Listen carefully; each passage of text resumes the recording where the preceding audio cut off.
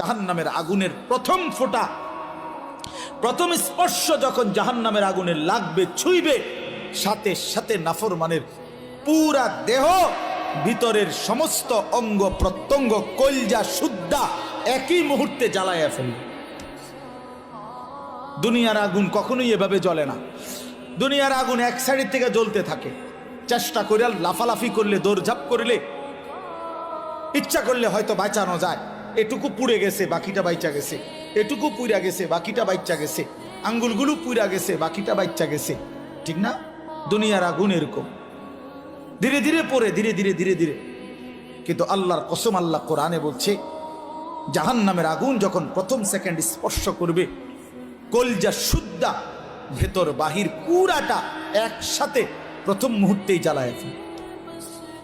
লাভ দিবেন, দৌড়াবেন না। ইন্নাহা আলাইহিম মুসাদা ফি আমাদিম মুমাদ্দাদা। আল্লাহ বলেন, আগে জাহান্নামের মোটা খুঁটিতে বান দেওয়া হবে, এরপরে আগুন জ্বালানো। হ্যাঁ, এটা কোরআন শরীফের আয়াত। খুযুহু ফাগুল্লু।